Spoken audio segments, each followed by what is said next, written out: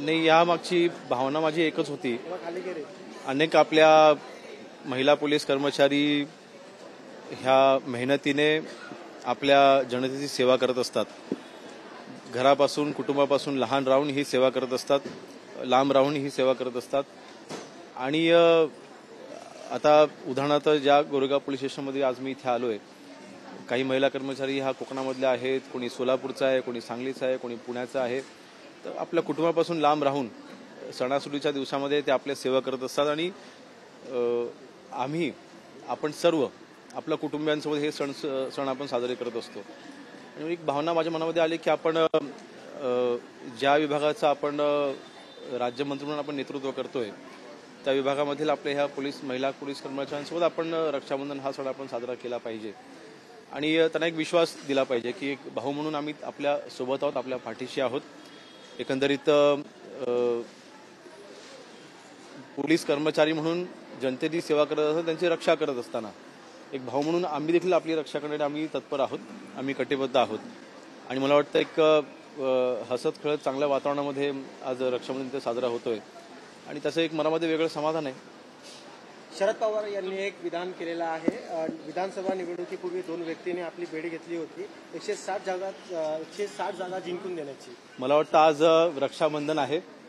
आज मी माझ्या बहिणींसोबत हा सण साजरा करण्यासाठी आलेलो आहे. आज राजकारणावरती आपण नको बोलूया, म्हणजे आपल्याला विनंती आहे. आज राजकारण हा विषय नाही. ठाकरे बंधूंना मला वाटतं आपण आजचा विचार ठेवून देऊ ना. आपण आज रक्षाबंधन आहे, चांगला गोड दिवस आहे. ठाकरे बंधू एकत्र येण्यासाठी शरद पवार यांचा आशीर्वाद आहे असं म्हटलं जातं. बघा, आता तो त्यांचा राजकीय निर्णय आहे, त्यामध्ये माझ्यासारख्या लहान राजकारण्यांनी बोलणं योग्य नाही. निवडणुका येतात, निवडणुका जातात, युती होतात, युती तुटत असतात, पक्ष एकत्र येतात, पक्ष वेगळे लढत असतात, ह्या सगळ्या घडामोडी घडत असतात. आजचा माझ्याकरता दिवस हा फक्त आणि फक्त आमच्या महिला पोलीस कर्मचाऱ्यांकरिताचा आजचा माझा दिवस आहे. आजच्या दिवशी जर मी राजकारणात काही बोलणार नाही. तुम्ही काही महिला कर्मचाऱ्यांना विचारलं की मुंबई बाहेरच्या काय कर्मचारी आहेत, तर या रक्षाबंधनची भेट ज्या मुंबईच्या बाहेर आहेत त्यांना बदलीची भेट देणार आहात का? नाही, चांगला प्रश्न आहे.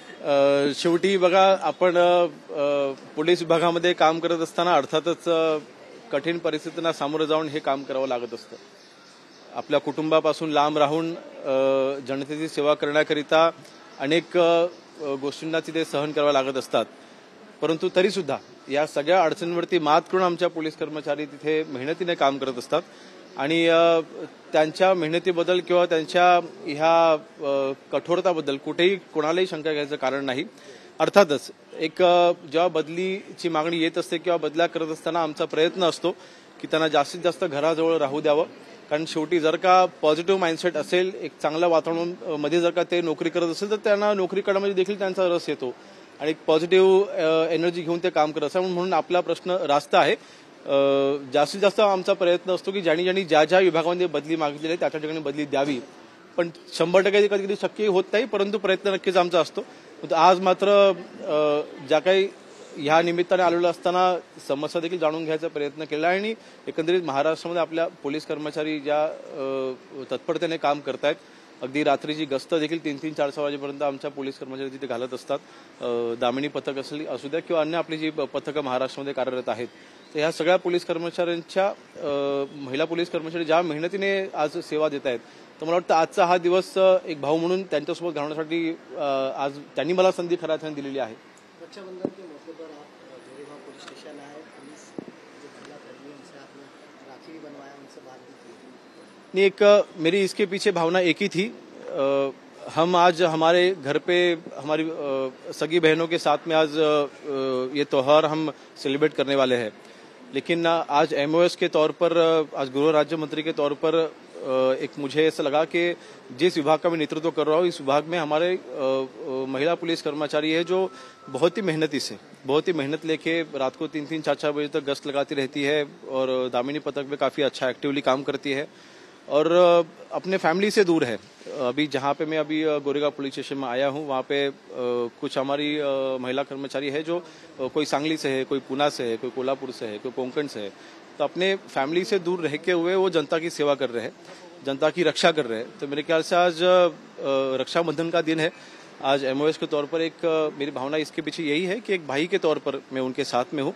महाराष्ट्र की जितने भी महिला कर्मचारी है, पुलिस कर्मचारी है, उनकी जितने भी जो भी कठिनाई को वो फेस कर रहे हैं ड्यूटी करते वक्त, तो ज़्यादा से ज़्यादा सरलता कैसे लाई जाए, ज़्यादा से ज़्यादा वो सेवा करते वक्त देते वक्त उनको तकलीफ ना हो, कम से कम तकलीफ हो, ये करने का प्रयास हम कर रहे हैं। तो मेरे ख्याल से एक जेस्चर के तौर पर एक उनको विश्वास देने के लिए आज मैं आया था और एक भाई के तौर पर आज मैं गोरेगांव पुलिस स्टेशन में रक्षाबंधन सेलिब्रेट करने के लिए आया था। सर गैंग है प्रॉपर जो मुंबई का लॉ एंड ऑर्डर बिगाड़ना चाहता है। कपिल शर्मा जो सेलिब्रिटी है, कनाडा में उनके कैफे पे 2 बार फायरिंग हुआ है।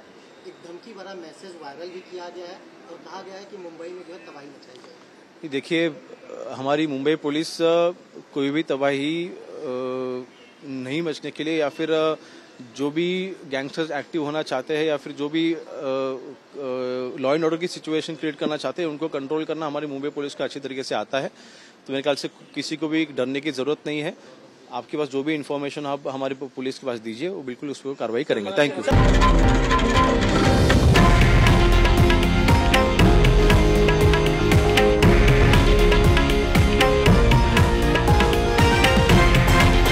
हे आहे देशातील नंबर 1 न्यूज नेटवर्क आणि आपण पाहत आहात TV9 मराठी, एकमेव।